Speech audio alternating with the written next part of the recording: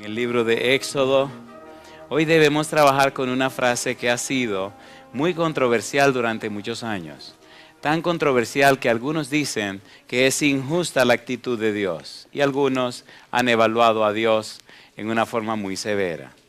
Éxodo capítulo 1, versículo 21 expresa una frase curiosa, pero muy interesante. Éxodo capítulo 1, versículo 21. Dice el verso 21, ¿qué cosa dice Éxodo 1, 21? Y por haber las parteras temido a Dios, Él prosperó sus familias. Entonces Faraón mandó a todo su pueblo diciendo, echad al río a todo hijo que nazca y a toda hija preservad, ¿qué cosa? La vida. ¿Podemos estar en pie para orar? Querido Padre Celestial, gracias, muchísimas gracias por estar con nosotros.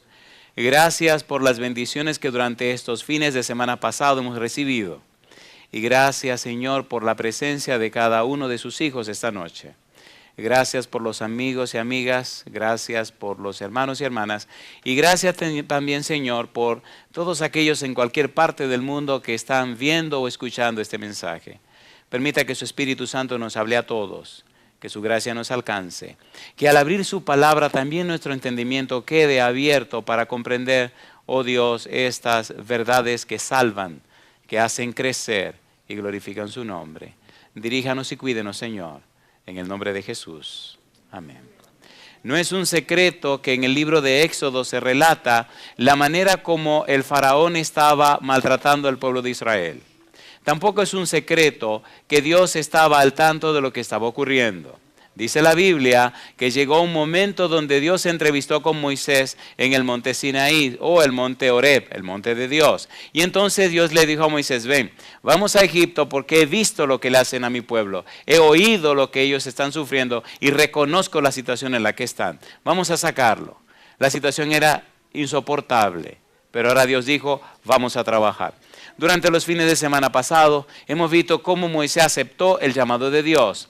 También cómo Moisés baja del monte, se encuentra con Aarón, le presenta el plan divino y cómo Moisés y Aarón hablan con los ancianos. Los ancianos también lo aceptan. Luego entonces hablan con el pueblo y el pueblo dice que sí. Pero cuando Moisés va a hablar con el faraón, entonces el faraón dice, yo no sé quién es Jehová y ustedes tampoco van para allá. La cosa se cierra, la situación se tranca, se complica la cosa.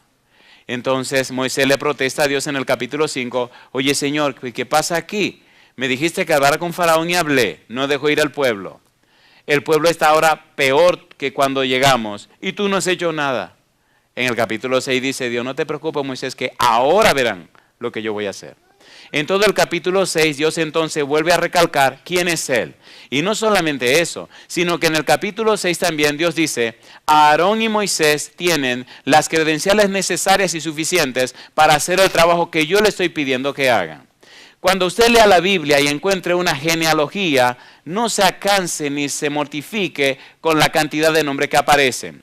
Todas las genealogías bíblicas o registro de nombres o árbol genealógico o recuento de nombres o lista de familias tienen un propósito y una razón de ser.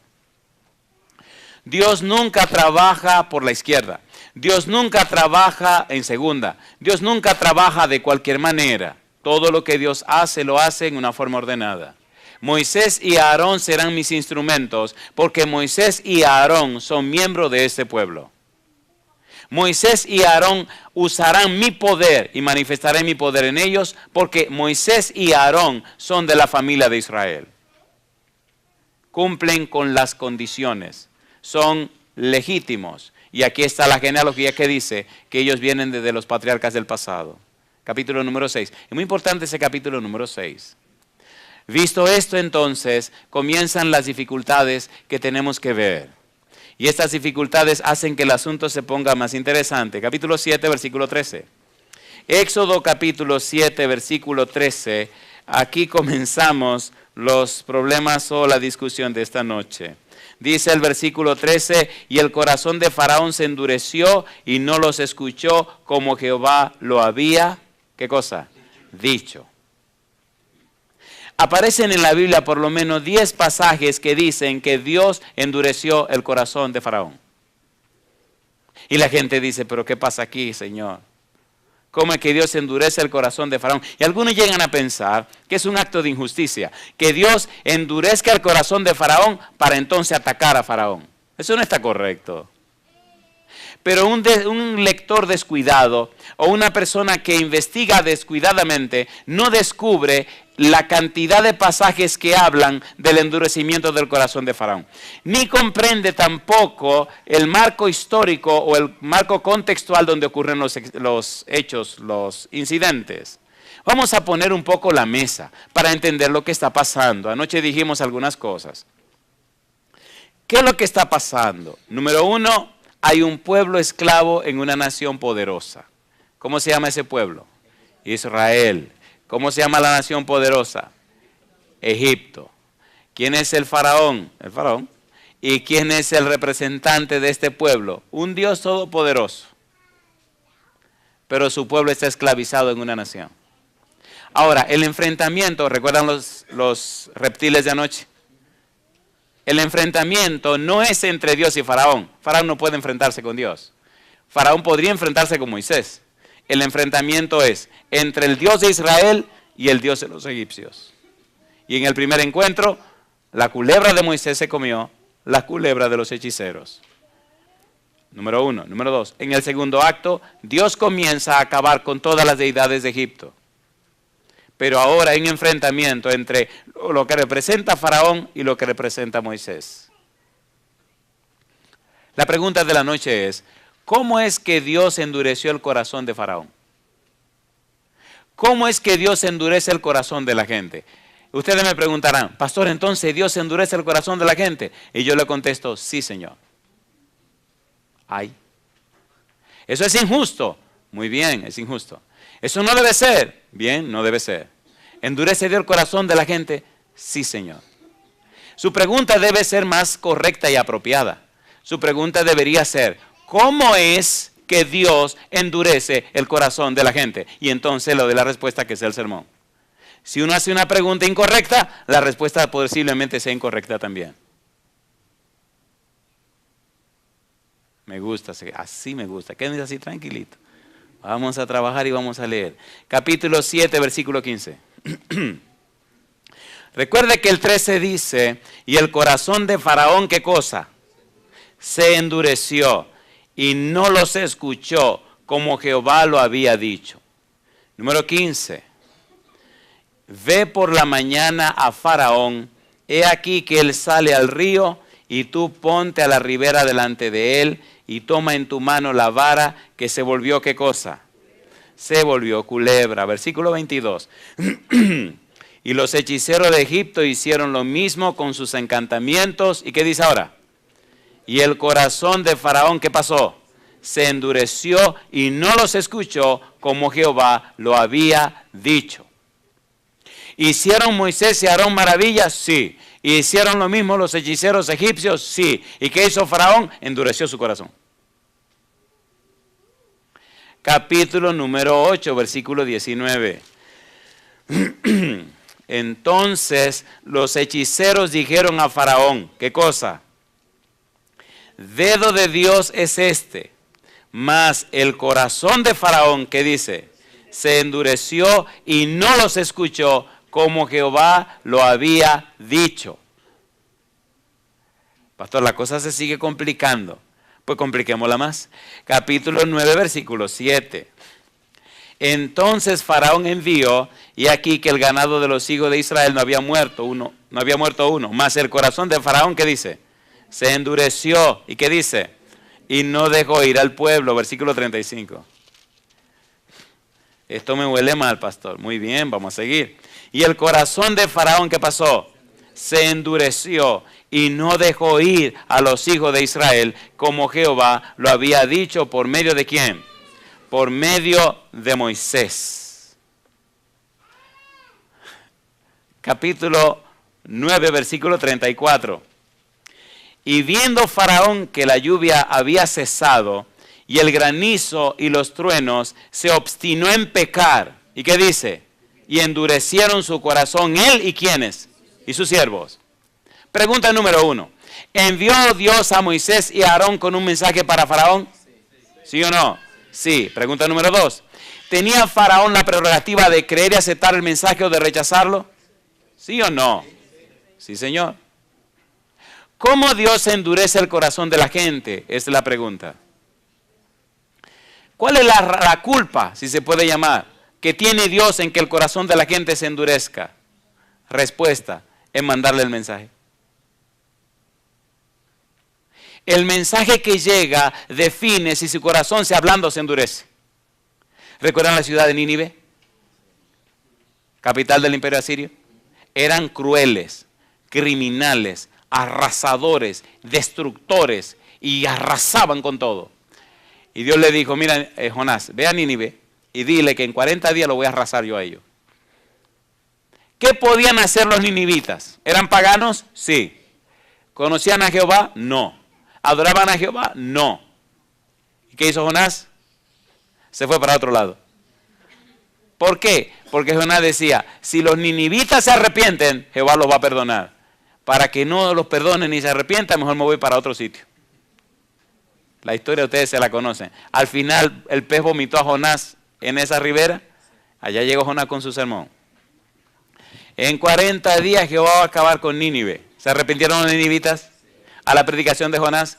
¿Quería Jonás que se arrepintieran? Interesante eso. ¿Oyeron el mensaje?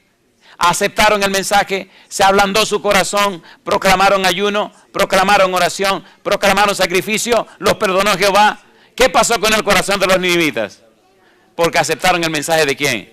¿Qué pasó con Faraón? Porque rechazó el mensaje de quién. Veamos algunos pasajes que son claves para esta noche. Capítulo 10, versículo 1. Mire qué lindo, y vamos a seguir en ese orden. Dice el verso 1. Jehová dijo a Moisés, entra a la presencia de Faraón, porque yo he endurecido su corazón y el corazón de sus siervos, para mostrar entre ellos estas mis señales. ¿A quién él endureció el corazón, dice Dios? A Moisés, a Faraón y a quiénes? Y a sus siervos. Versículo 7. Entonces los siervos de Faraón le dijeron, ¿hasta cuándo será este hombre un lazo para nosotros? Deja ir a estos hombres para que sirvan a Jehová su Dios. ¿Acaso no sabes todavía que Egipto está ya destruido? ¿Cómo estaba el corazón de los siervos en ese momento? Ablandado. Entonces Jehová no lo estaba endureciendo. ¿Se entiende, por favor? ¿Sí o no? ¿Sí o no? Entonces se ve que no era que Dios estaba apretando el corazón de Faraón para que fuera duro, sino que ellos estaban rechazando el mensaje de Dios. Ahora al ver a la nación destruida, los siervos de Faraón le dicen, pero ven acá, ¿hasta cuándo tú vas a seguir resistiéndote? Tú no ves que la nación está destruida. Deja que esa gente se vayan. ¿Se le ablandó el corazón? ¿Sí o no? Claro que sí. Porque si hubieran dicho, no lo dejes ir, mátalo, acábalo. Entonces la corazón hubiera estado como duro. Es muy importante el tema de esta noche. Porque ahorita vamos a aterrizar, queridos. Ahora estamos allá lejos en Egipto y bregando con aquella gente de la antigüedad. Pero tenemos que hablar de los corazones de ahora también. Si se están endureciendo, se están ablandando, ¿qué está pasando? En mi casa veo que mi esposa tiene diferente tipo de ollas. Pero hay una ollita curiosa que es cerrada muy herméticamente y arriba tiene un pitoncito, una valvulita que deja salir vapor. Y veo que con cuánta facilidad unos granitos que son bien duros, compadres, se ablandan. ¿Cómo se llama la ollita? Olla de presión. A veces Dios necesita meterlo en una olla de presión. ¿Sí o no? Compadre, hay gente tan dura. Un día fui a ver a uno que sabe en la olla de presión. Era una de esas gente que no lo dobla, mire, compadre, en nada. Estaba en cuidados intensivos. Le tenían los minutos contados. Había tenido un infarto. Y no solo contento con el infarto, el tipo estaba bien lleno de vida, dice mi esposa. Lleno de vida. Lo intubaron. Y cuando lo entubaron, le bregaron la tráquea y casi lo mataban entubándolo. Y allí estaba el hombre y el médico lo que dijo fue, tiene varias vísceras que se paralizaron. Nosotros no podemos hacer nada si el cuerpo no responde. Este señor era tan duro que nunca le interesó la iglesia, ni Dios, ni nada. Pero allí estaba el tipo con 60,000 cosas en la cara. Y allí, tan inmenso como era, encima de esta cama, amarrado a la cama, y con yo no sé cuánto aparato por todas partes. Y lo miré y dije, wow, este sí está en la olla de presión. Oiga, qué curioso.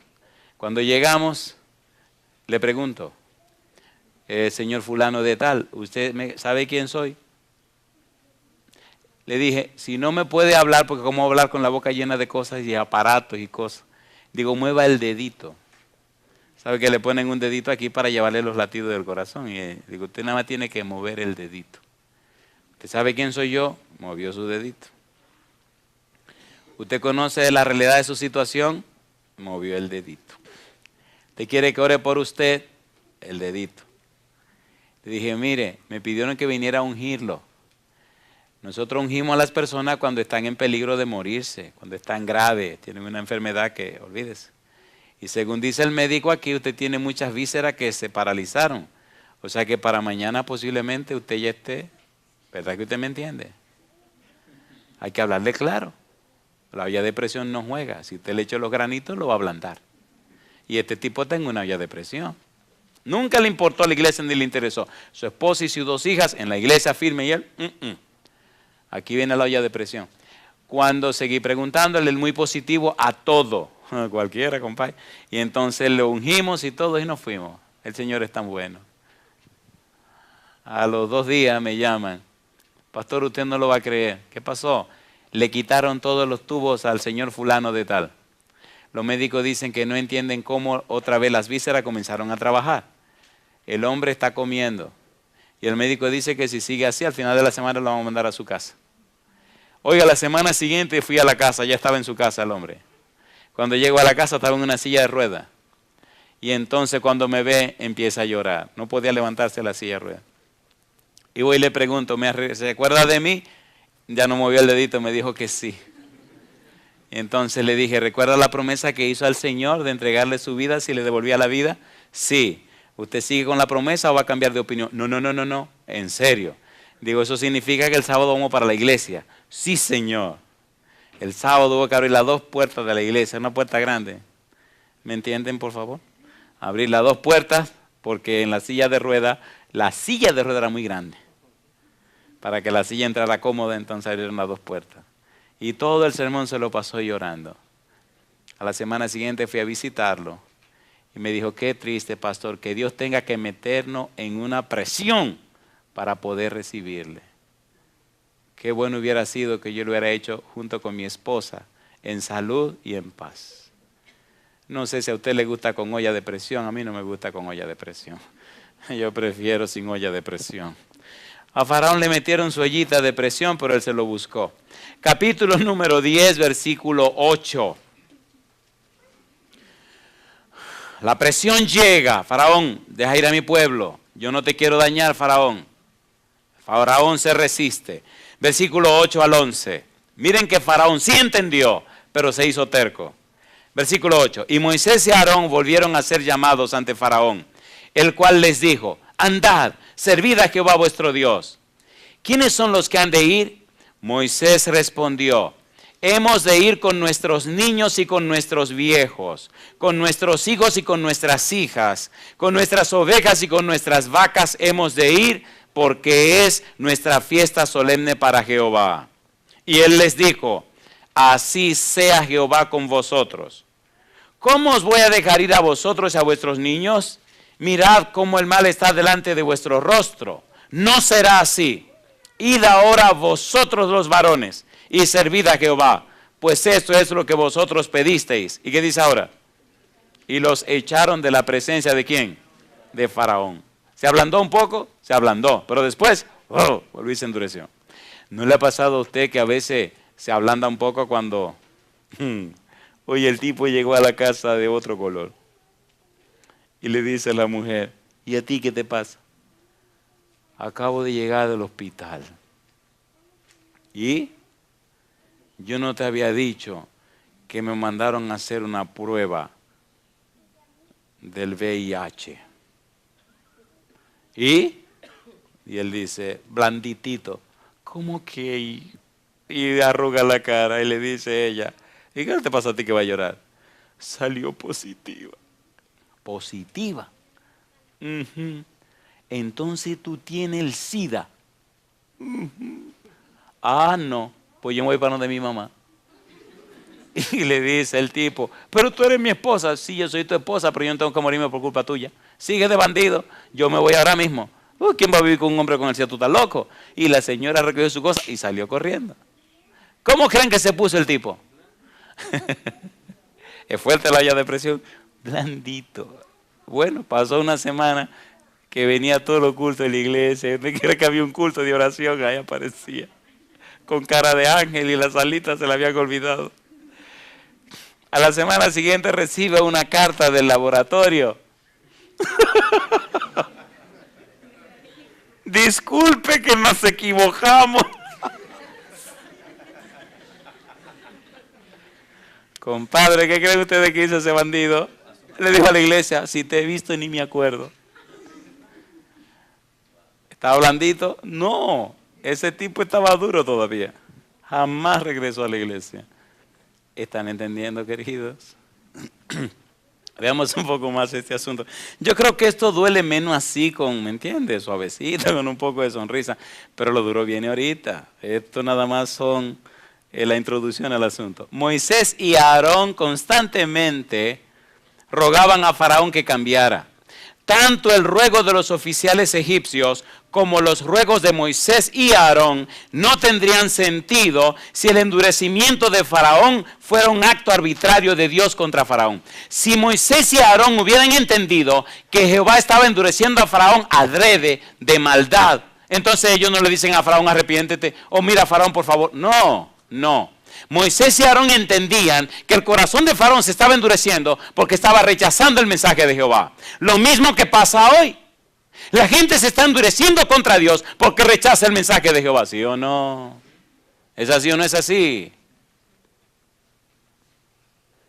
Mire, pastor, este es mi esposo. Hace 20 años que yo estoy en la iglesia y conozco la iglesia y él nada. No se preocupe, hermana. Siempre le digo, ore por él, que el Señor tiene sus maneras. ¿Qué tiene el Señor? Mi mamá duró 17 años y 6 meses plantada. Y digo, no te apures, que el Señor tiene su olla de presión. Al final le metieron olla de presión y en la cama con lágrimas me decía, ay Andrés, que Dios me perdone. Mamá, ¿acepta a Jesús como tu salvador personal? Sí. Mamá, ¿te quiere entregar al Señor? Sí. Mamá, sí. El hígado ya lo tenía deshecho. El vientre de este tamaño no podía moverse en la cama. ¿Valió la pena la olla de presión? ¿Le gustaría a usted olla de presión? Pero Dios lo hace porque le ama a usted.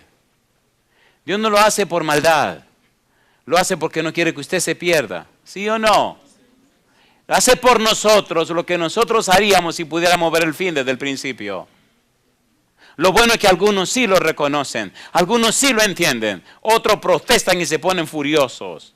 Jehová lo hace porque nos ama y permite que algunas cosas ocurran para nuestro bien. En la época de Moisés, los dioses eran locales, territoriales. Jehová es el Dios de todo el universo. Tiene poder sobre Faraón y sobre el resto del universo. En la época de Moisés, los dioses eran de una localidad. Es decir, los demonios eran de una localidad. Y el demonio de esta localidad respetaba al demonio de esta localidad. Cuando Jehová llega, dice, ¿qué pasa aquí?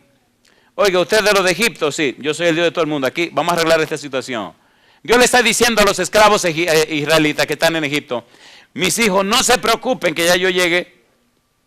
Faraón, yo me encargo. Los dioses de Faraón, yo los arreglo. Así que organicen sus cosas, recojan su ropa, vayan arreglando en lo que yo le doy un garrotazo a esta gente. Y entonces nos vamos. ¿Lo hizo o no lo hizo? Agarró todos los dioses egipcios y los arregló. Y entonces le dijo a Faraón, y tú te estás tranquilo, vámonos.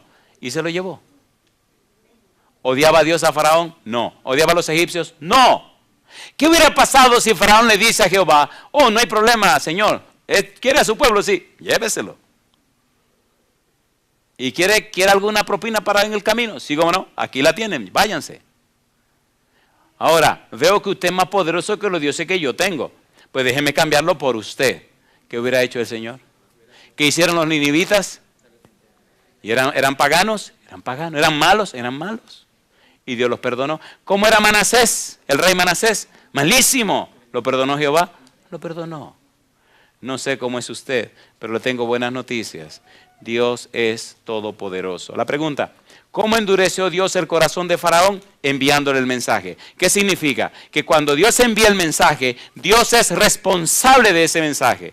La respuesta a ese mensaje involucra a Dios.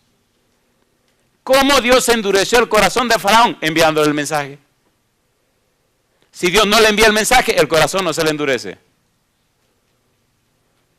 ¿Cómo somos nosotros endurecidos de corazón? Rechazando el mensaje de Dios. Si el mensaje no llega, no sabemos. Pero si el mensaje llega, o lo rechazamos o lo aceptamos.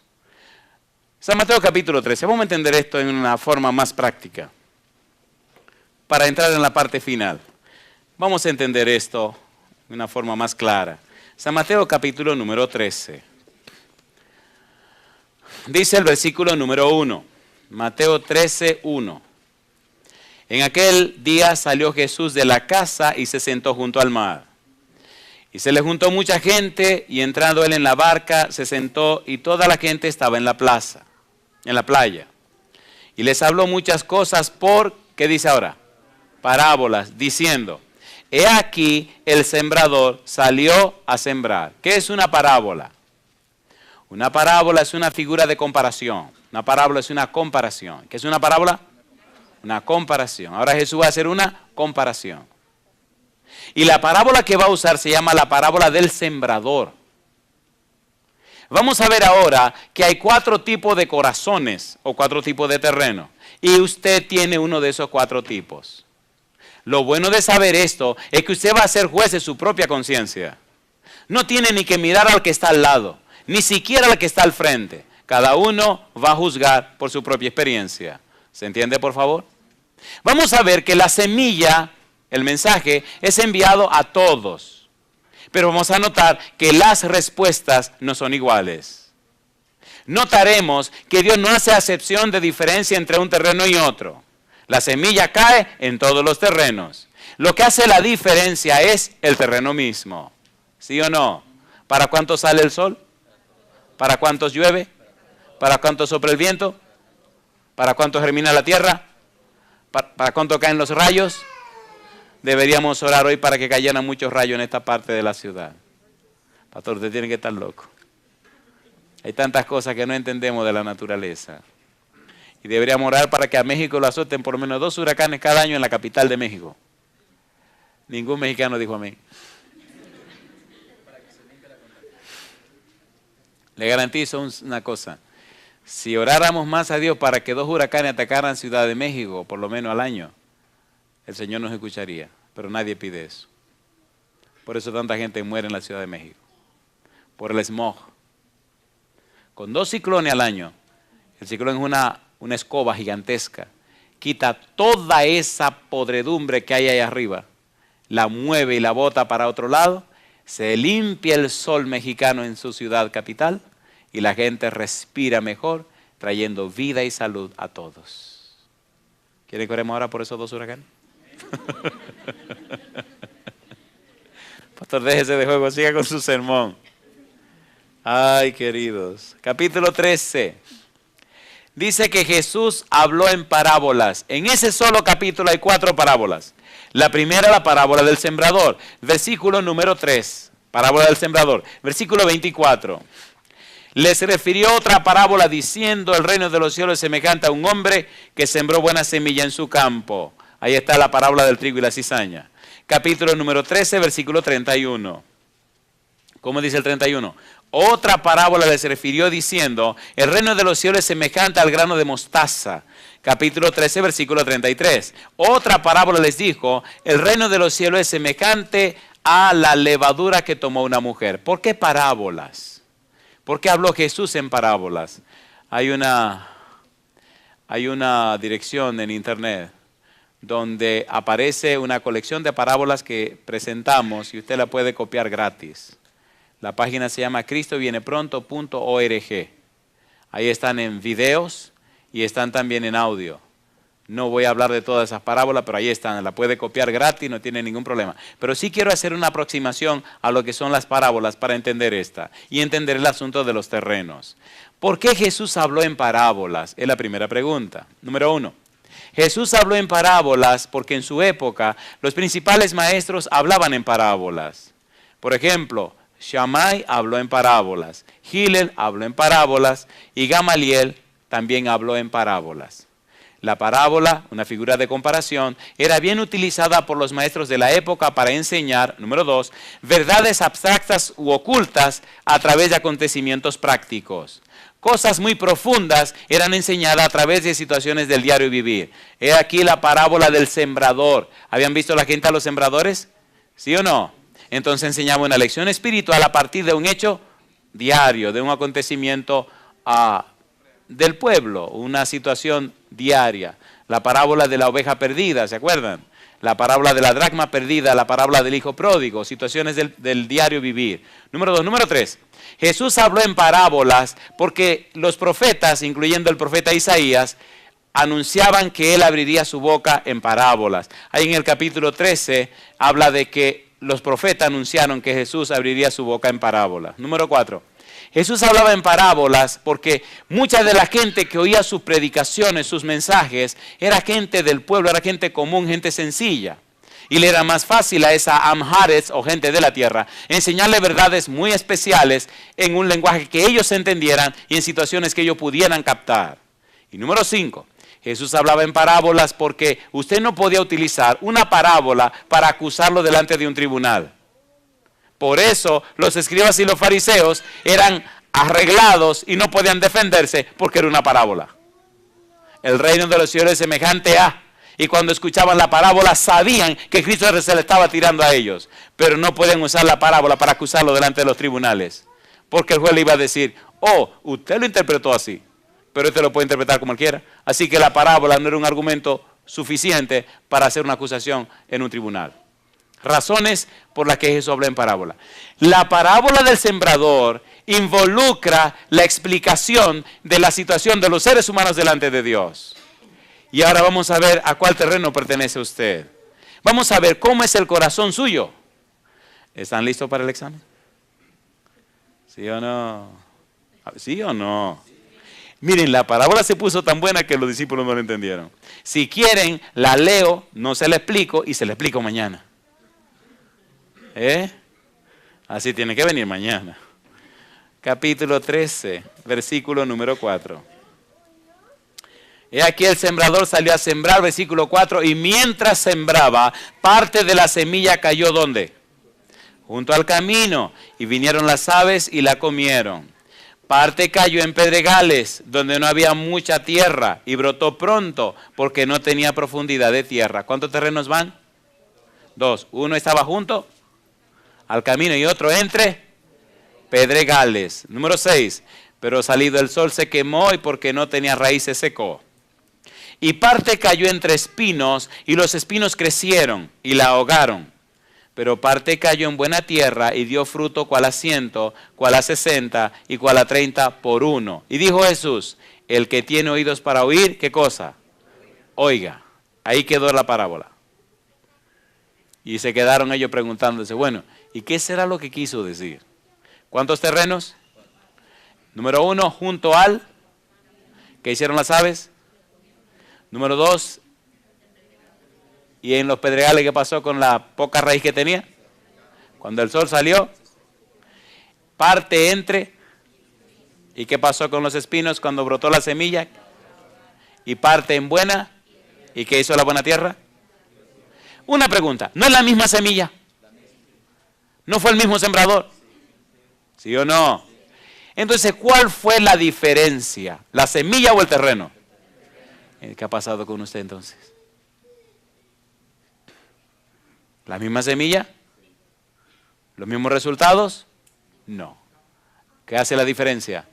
El terreno. Escuche ahora, escuche ahora, escuche ahora. ¿Es valiosa la semilla? Los sembradores en la época de Jesús, especialmente en esta historia, en esta parábola, no son como los sembradores que nosotros conocemos, donde la semilla se hace un hoyo y se entierra. No. Los sembradores se cargaban con una forma de saqueta llena de granos, llena de la semilla. Y ellos iban por el prado, iban por el campo, metiendo la mano en la semilla, llenándose la mano con la semilla y esparciéndola a la derecha y llenando y esparciéndola a la izquierda. Llenando y esparciéndola. ¿Notan lo que estoy haciendo? La estaban botando.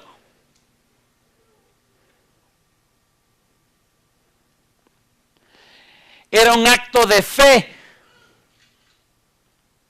Estaban esperanzados de que llovería, de que la semilla germinaría, y Dios en su acto de fe está botando su semilla a todo tipo de terreno. Nadie puede decir que no recibió la semilla. ¿Se entiende, por favor? No importa el terreno que usted sea, junto al camino, entre pedregales, entre espinos o buena tierra, a todo le cae la semilla. Pero la respuesta no es la misma en todos. Entonces el problema no es Dios, el problema no es la semilla, el problema es el terreno. Los discípulos se inquietaron porque no entendieron. Y entonces le dijeron, oye, mira, Señor, nosotros no entendemos esta cuestión de la parábola, nosotros no estamos claros en esto, no sabemos qué es lo que tú nos quieres decir. Versículo 18, mire qué lindo le dice Jesús. Oíd pues vosotros la parábola del sembrador. Cuando alguno oye la palabra del reino y no la entiende, viene el malo y arrebata lo que le fue sembrado en su corazón. Este es el que fue sembrado junto a ¿quién? Al camino. ¿Eso ocurre o no ocurre en la gente? ¿Sí o no? Una gran pena tiene mi corazón al ver tanta gente enganchándose a predicadores de la Biblia cuando no saben ni lo que están haciendo. Y más aún, personas que se están organizando para hacer su propia iglesia, porque es bastante lo que dejan las iglesias, dicen ellos. Me acuerdo uno que me decía, óigase, eso deja bastante. ¿Se ven las iglesias como un negocio? ¿Sí o no? Cayó junto al camino. La semilla cayó, la persona no la entendió y el malo vino y se la quitó. Tenga cuidado en jugar con la gente. Tenga cuidado en meterse a hacer lo que usted posiblemente no sabe hacer. Usted no está jugando con cosas, está jugando con sangre de la gente. Número 2. El que fue sembrado en pedregales, este es el que oye la palabra y al momento, ¿qué cosa? La recibe con gozo, pero no tiene raíz en sí, sino que es de corta duración. Pues al venir la aflicción o la persecución por causa de la palabra, luego ¿qué cosa? Tropieza. Vino a la iglesia, escuchó un tremendo mensaje, el corazón fue tocado por el Espíritu, llega a su casa gozoso. Y cuando llega a su casa gozoso, emocionado, dice, acabo de venir de la iglesia. Ah, sí. Y oí la predicación de la palabra. Ah, sí, eso es fantástico. Yo no sabía qué. Y el tipo emocionado, entonces cuando termina le tiran un cubo de agua fría. Le dicen, tú tranquilízate. Ahí se quedó todo. ¿Tú qué cosa? Tranquilízate. Cuando uno conoce la palabra de Dios, cuando comienza a caminar en los caminos de Dios, ¿tiene conflicto con sus familiares? ¿Con sus amigos? A veces con la misma esposa o el esposo. ¿Con los hijos? ¿Sí o no? Recuerdo cuando yo comencé a estudiar la Biblia. Ay, mamacita linda. Versículo 22. El que fue sembrado entre espinos, este es el que oye la palabra, pero el afán de este siglo y el engaño de las riquezas ahogan la palabra y se hace ¿cómo? Infructuosa. Hay personas que están tan ocupadas en sus negocios que no tienen tiempo para Dios, ¿sí o no? Recuerdo una oficina de un tipo muy rico. Ay, Señor. Cuando entré a la oficina, la esposa me llevó para que nos conociéramos. Un tipo muy rico. Ustedes saben que hay gente que respiran riqueza. Respiran riqueza, viven en la riqueza, tienen riqueza. Todo es riqueza, todo, ¿me entiende? Y entré a esa oficina a saludar a este señor que tenía mucha riqueza. Y se levantó de su escritorio con una sonrisita medio irónica. Oh, pastor, ¿cómo está usted, pastor? Y me la subrayaba, pastor. Digo, si este supiera que yo sé todo lo que me está diciendo. Y me subrayaba, pastor. Mi esposa habla mucho de usted, pastor. Y ella nada más lo miraba como quien dice, no te apures. Y lo saludé y siéntese, mi pastor. ¿Quiere tomar alguna cosa, mi pastor? Y digo, no. Y comenzamos a hablar y él se sentó en un sillón, abrió los brazos, así. Saben que a veces a los ricos como que les falta espacio. Y bueno, y empezamos a hablar y todo, y bueno, y aquí para allá, acá para allá. Y me dice, mi esposa me ha hablado mucho de usted. Digo, ah, sí. Digo, ah, qué bueno. Y me puso un ultimátum. Digo, ah, le puso un ultimátum. Dice, sí. Digo, ¿cuál es el ultimátum? Que si no hablaba con usted, entonces iba a tener problema con ella. Dije, ah, no, pues tráeme al pastor. El pastor y yo no vamos a entender. Digo, ¿y cuál es la situación? Dice, ella se quiere divorciar. Digo, ay, mamacita. Dice, ¿qué pasó, pastor? Ahí ya no me dijo pastor, sino, ¿qué pasó, pastor? Digo, usted va a perder la mitad de lo que tiene. Y mira para otro lado y dice, eso es lo que yo no quiero. Ese bandido. Ella había salido. Eso es lo que yo no quiero. Digo, o sea, que a usted no le importa tanto esa mujer como lo que usted tiene. Es que esto me ha costado bastante. ¿Usted cree que partir por la mitad todo lo que uno tiene? Y yo estoy haciendo mis arreglos a ver cómo que esta cosa va a funcionar. ¿Entendieron? Le dije, juguemos un juego. Me dice, sí, como no juguemos un juego, pastor, me gusta jugar juegos. De hecho, yo juego mi casinito, ya no lo sabe. Y pierdo a veces, pero gano muchas veces. Le digo, no se preocupe, esto es más fácil que el casino. Juguemos un juego. Imaginémonos que esta noche usted comienza a sentir un fuerte dolor en el pecho. Dice, espérese, con mi salud yo no juego. Digo, un juego. Y mañana usted va al cardiólogo y le dicen que tiene corazón de elefante. Corazón grande, flácido y que no sirve ya. Hay que hacerle un trasplante de corazón. Usted no pagaría tanto dinero por un trasplante de corazón para perder su dinero. Y me mira así y se queda como azorado con los ojos abiertos. ¿Cómo así? Digo, usted va a pagar $150,000 por un trasplante de corazón, gastar tanto dinero por un corazón viejo que le van a poner de otro que ya se murió. ¿Usted va a hacer ese desperdicio de dinero? Y me dice, eso depende, pastor, pues si no me trasplanto el corazón me voy a morir. Digo, no, pero no gaste tanto dinero. ¿Cómo usted va a gastar tanto dinero en un corazoncito viejo que? Imagínese, ¿por qué no busca un corazón de segunda a ver si aparece? Dice, no, espérese, es la vida mía. Digo, o sea, que usted no es tan tonto nada entonces. Usted gastaría lo que sea por su propia vida. Dice, claro que sí. Digo, pero cuando usted se muera todo este dinero, ¿quién se va a quedar con él? Dice, no entiendo, pastor. Digo, usted está afanado por la riqueza que un día va a dejar. Todo aquí se va, la juventud se va, la riqueza se queda, todo se pierde. Pero el que hace la voluntad de Dios permanece para siempre. Usted se parece al terreno de la parábola. Hay mucha gente afanada en su riqueza. Hace unos días me llamó un amigo de Puerto Rico. Oiga, pastor, digo, ¿qué pasó, Lester? ¿Sabe que la bolsa de valores en Nueva York bajó 600 puntos? Digo, qué pena, parece que perdí unos millones entonces. Y empezó a reírse conmigo. Y la bolsa de valores de Japón bajó tanto punto. Me dijo, toda la bolsa de valores del mundo entero. Y la de Gran Bretaña tanto, y la de qué sé yo. Me dijo, toda la bolsa de valores, todos los puntos que habían bajado. Le digo, oye, ¿qué cosa? He perdido unos millones. Dice, pastor, lo estoy llamando para decirle eso, porque he sabido noticias de personas que han perdido más de $100 millones hoy. Y personas que ya quedaron en la quiebra hoy. Y ayer eran millonarios. Eso no pasó en la luna, eso pasó aquí en este mundo, unos días atrás. ¿Y su riqueza de qué le valió? Hubo una noticia triste de un caballero que llegó a su casa después de que le dieron esa información. Tenía una pistola en la mano. Empezó arreglando a la abuela, mató a la esposa, mató a todos los hijos y luego se metió el cañón de la pistola por la boca y apretó el gatillo. Y dejó una notita. Lo he perdido todo y no sé cómo voy a vivir en la miseria. ¿Era un tipo de terreno ese? ¿Sí o no? Sí. Y número 4, porque esto no puede terminar mal, hay que terminar con una nota arriba. ¿Cuál es el cuarto terreno? Versículo 23.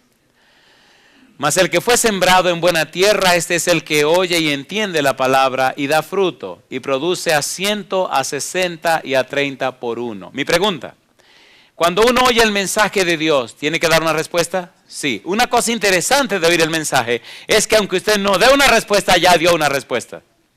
El problema de las decisiones es que usted siempre decide.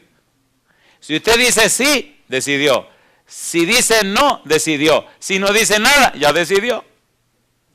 ¿Sí o no? Ahora la pregunta mía hoy es, ¿qué tipo de terreno eres tú?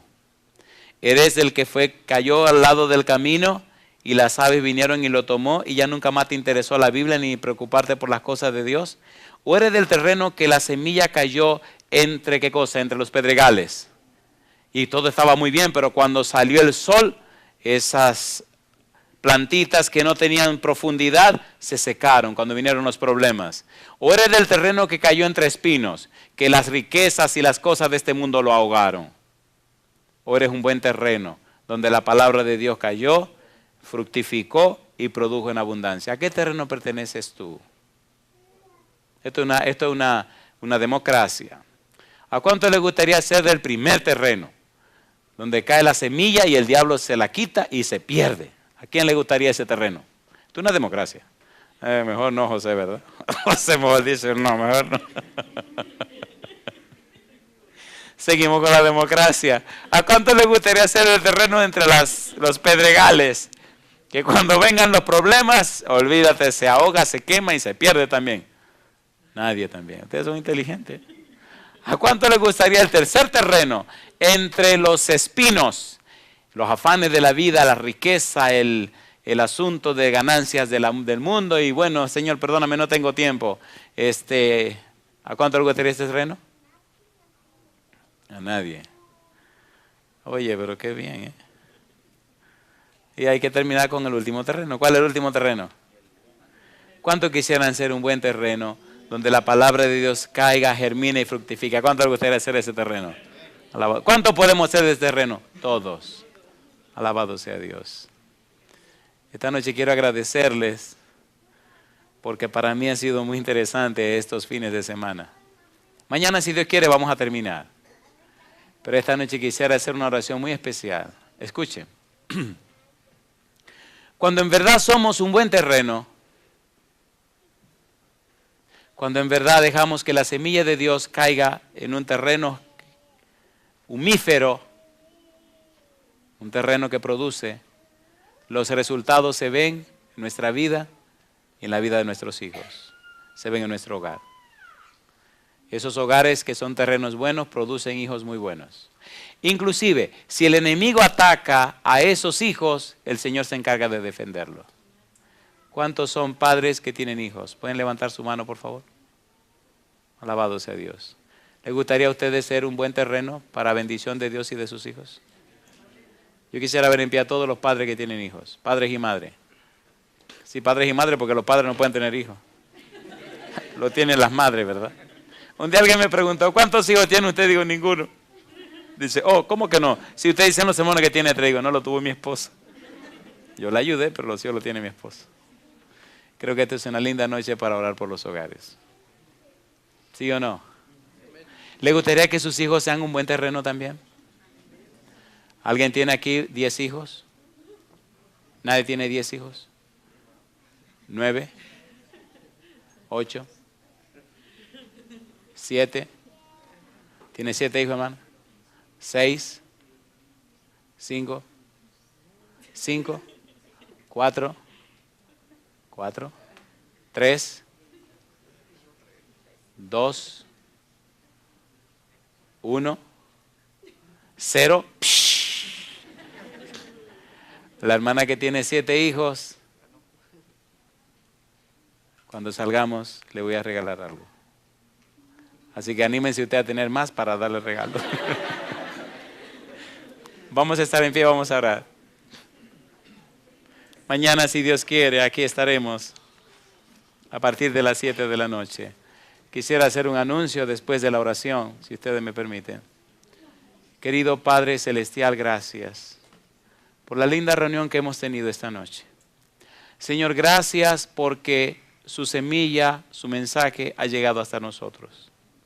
Ahora pedimos, Señor, que el Espíritu Santo venga a nuestra vida como esa lluvia tardía para que esta semilla pueda germinar en el terreno de nuestra vida. En pie, Señor, en una forma muy voluntaria, todos aquellos que tienen hijos se han levantado. Les ruego, Santo Dios, como ministro del Evangelio en esta hora, que su Espíritu Santo haga germinar la verdad bíblica en sus corazones. Que ellos sean un ejemplo y testimonio para su familia. Que en ellos se cumpla su voluntad. Que el Espíritu Santo pueda reposar plena, completa y poderosamente en cada uno de ellos para alcanzar así salvación y vida eterna. Padre, cuide a nuestros hijos. Bendiga a nuestras familias. Haga posible, Señor, que nuestra experiencia religiosa sea más que un asunto de doctrina o de normas y conducta, que sea un asunto vivencial, experiencial, un asunto de relación. Que esa forma como nos amistemos con usted se traduzca en una vida de fidelidad, una vida de pureza, una vida de mansedumbre, una vida de humildad. Que en nosotros se vea manifestado su poder y su gracia.